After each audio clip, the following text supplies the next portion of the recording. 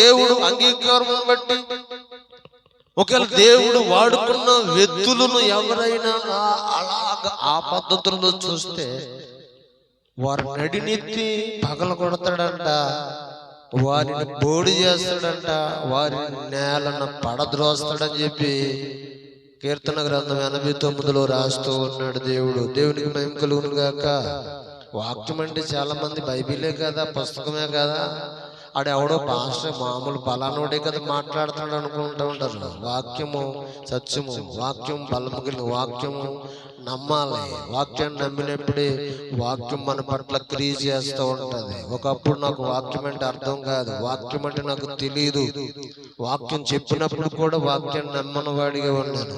ఈ రోజున వాక్యం కోసం ఎందుకు చెప్తున్నానంటే గమనించండి, వాక్యాన్ని నమ్మి ఉన్నాను కనుక వాక్యం నా పట్ల అనేకమైన క్రియలు, అనేకమైన అద్భుతాలు దేవుని వాక్యం ద్వారా నేను పొందుతున్నాను కాబట్టి ఈ మాటలను చెప్తూ ఉన్నాను. స్తోత్రం చెప్పండి.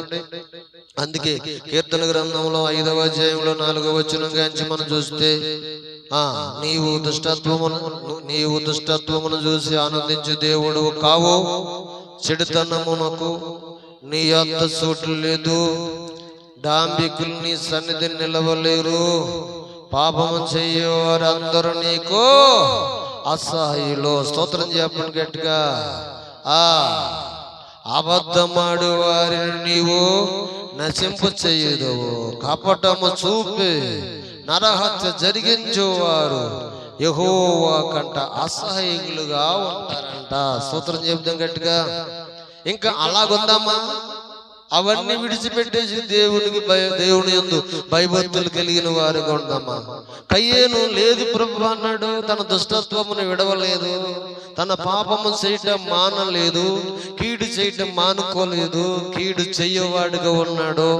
తమ్ముడి మీద పడ్డాడు, పొలములో ఉండగా మరి ఖడ్గము తూసి తమ్ముడు తలని ఖండించాడు, తమ్ముడిని చంపివేశాడు, దేవుని దృష్టికి విరోధమయ్యాడు, దేవునిలో నుండి త్రోయబడ్డాడు. దేశ దిమ్మరిగా కుటుంబము పతనానికి నడిపించబడినట్టుగా లైంగుణములు చెలవిస్తూ ఉన్నది. స్తోత్రం చెప్పండి గట్టిగా.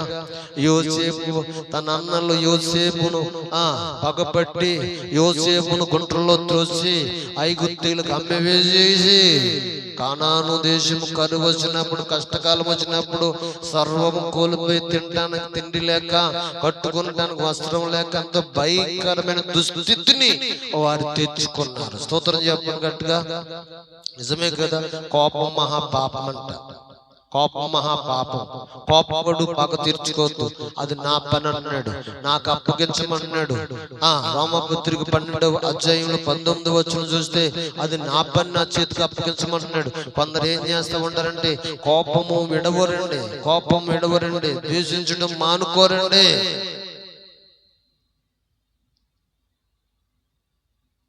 అందుకు బైబిల్ గ్రంథంలో పరిశుద్ధాత్మ దేవుడు కీర్తన గ్రంథం 10వ అధ్యాయంలో వారు దేవుని యందు భయభక్తులు మానుకున్న వారిగా ఉన్నారంట. దేవుడంటే లక్ష్య పెట్టని వారిగా వారు ఉన్నారంట. దేవుడంటే లక్ష్య పెట్టని వారిగా లేకపోతే ఎంత భయంకరమైన దుస్థితి తెలుసంటారా? ఆ సందర్భాన్ని చూపించి వాక్యాన్ని ముగించుకుందాం. చూడండి, ద్వితీయోపదేశకాండము 29వ అధ్యాయం 23వ వచనం కానించి ఎంత భయంకరమైన దుస్థితి కలుగుతుందో అనే దాని కొరకు మనం చూస్తే ద్వితీయోపదేశకాండము 29వ అధ్యాయంలో నీవు గనక దేవుని యందు భయభక్తులు కలిగి లేక దేవుడంటే భయపడుకోకుండా, దేవుడు లేడు, దేవుడు విచారణ చేయుడు, ఆయన యందు భయభక్తులు మానుకుని నీవే దేవుణ్ణి తిరస్కరించి యోధురాలుగా నీవుండి, దేవునికి అహిష్టముగా ఉండి, దేవుని దృష్టికి నీవు దేవుని యొక్క ఉగ్రత కోపానికి నువ్వు మరి పాత్రుడుగా నీవు ఉండకూడదని చెప్పి దేవుడు హెచ్చరిస్తూ ఉన్నాడు. చూడండి ఆయన ద్వితీయోపదేశకాండంలో ఆ సందర్భాన్ని 29, 23 కానీ చదువునైనా.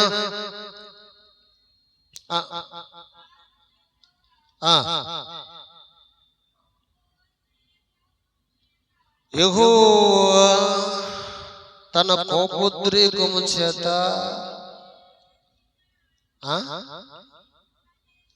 నశింపజేసిన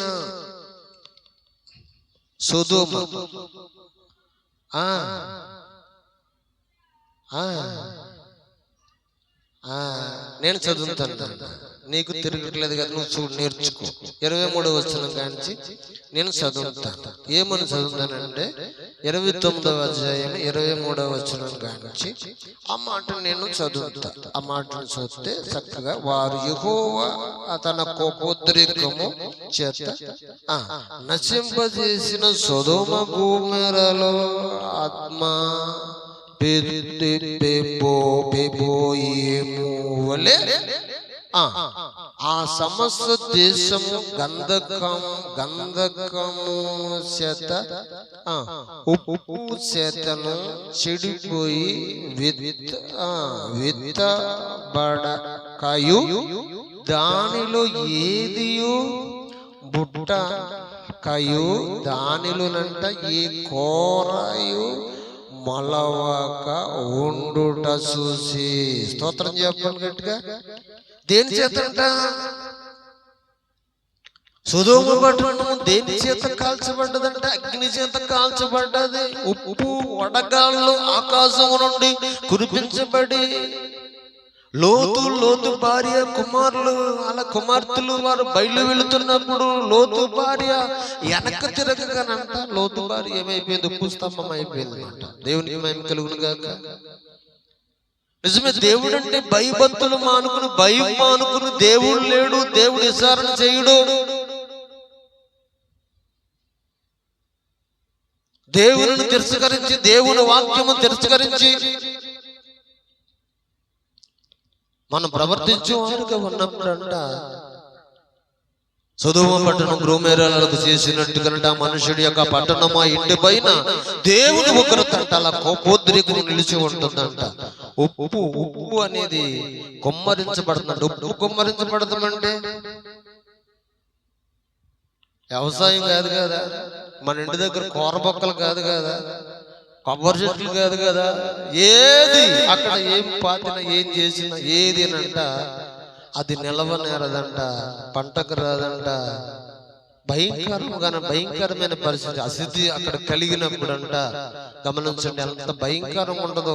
ఆ మాటను మనం చూస్తే పరిశుద్ధాత్మ దేవుడు చూస్తున్నాడు. ఎందుకు ఆ మాట అన్నాడంటే 23, 24లో మనం చూద్దాం. చూడండి 24లో కాబట్టి ఆ యెహోవా దీనిని బట్టి ఈ దేశమును వండుట చూసి.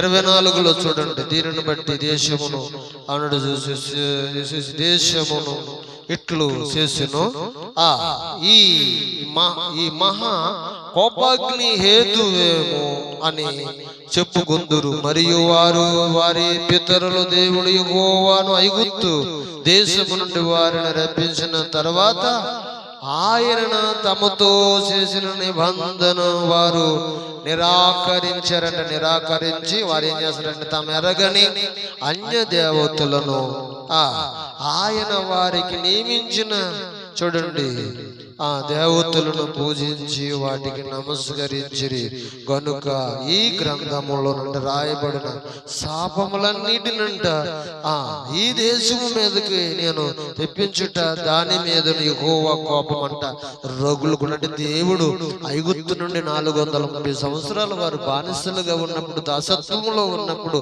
దేవుడు మోసేను నియమించి వారిని నడిపిస్తే, ఐగుప్తు నుంచి అంటే వారిని నడిపించి తీసుకుని వస్తే ఆ దేవుని విడిచిపెట్టండి వీళ్ళు ఏం చేస్తున్నారంటే వ్యర్థమైన వాటిని పూజించేవారికి, వ్యర్థమైన వాటిని ఆరాధించేవారుగా ఉన్నారంట. దేవుని కోపం ఎలా ఉన్నదంటే రగులుకుంటుందంట. అప్పుడు ఆ దేశం మీద, ఆ ప్రజల మీద దేవుడు ఏం చేస్తున్నాడు తెలుసంటారా? ఉప్పు కుమ్మరిస్తున్నాడు. ఉప్పు ఉప్పు ఉప్పు అంటే ఏం తెలుసా?